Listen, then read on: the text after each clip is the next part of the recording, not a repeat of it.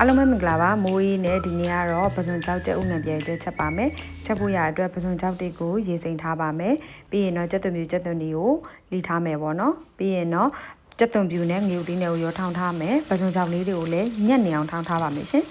ပြီးရင်တော့လှီထားတဲ့ကျက်သွန်ဒီလေးတွေကိုစီနဲ့နွမ်းလာသည့်အထိစိတ်ရှိရှိနဲ့ကြော်ပါမယ်ရမ်းစိတ်ရှိဖို့လိုပါတယ်ကျက်သွန်ဒီကြော်တဲ့နေရာမှာအဲ့တော့ပြီးရင်တော့စနမောက်ထည့်ပါမယ်ရှင်အယောင်လေးလာဖို့ရအတွက်စိတ်ရှိရှိနဲ့ကြော်ပြီးနွမ်းလာသည့်အထိကြော်ဖို့လိုပါတယ်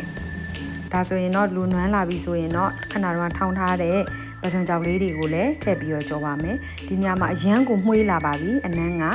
ကျက်သွန်နီကြော်အနန်းလေးရဲ့ပစွန်ကြောက်အနန်းလေးရဲ့အရန်ကိုမှုေးပြီးတော့အတန်သွင်းရတဲ့တရေပြန်ကြပါတယ်အရန်စားလို့ကောင်းတဲ့ဟင်းပါဒါပြီးပြီဆိုရင်တော့ငရုတ်သီးခွဲချမ်းမုံလေးတွေထည့်လိုက်ပါမယ်ရှင်ငရုတ်သီးခွဲချမ်းမုံလေးတွေထည့်ပြီးတော့ဒါကြက်လူကြက်နီးဖြစ်သွားပြီပေါ့နော်ပြီးရင်တော့ဘေးမှာတော့ဒီပစွန်ကြောင်းငံပြားချက်နဲ့တွဲစားဖို့ရအတွက်ညှစ်လေးလည်းပြုတ်ထားပါတယ်ပြီးရင်တော့ငံပြားကြီးနည်းနည်းများလေးထည့်မယ်ပေါ့နော်အချိုးမုံတော့နည်းနည်းထည့်ဖို့လိုပါတယ်စားတော့ထည့်ဖို့မလိုပါဘူးတကယ်လို့ကိုကနည်းနည်းငယ်လေးကြိုင်စားလေးတတိထည့်ပါ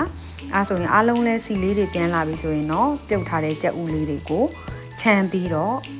ထည့်လိုက်ပါမယ်ဒီနေရာမှာစိတ်ရှိရှိနဲ့မှွေဖို့လိုပါတယ်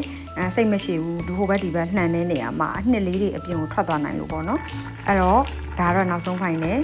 ရမ်းစားလို့ကောင်းတဲ့ကြက်ဥငံပြားရေးချက်လေးရပါပြီရှင်ဒီကြက်ဥငံပြားရေးချက်လေးနဲ့ကိုဒီနှစ်ပြုတ်ကလေးနဲ့အရွက်တွေနဲ့တို့စားပါမယ်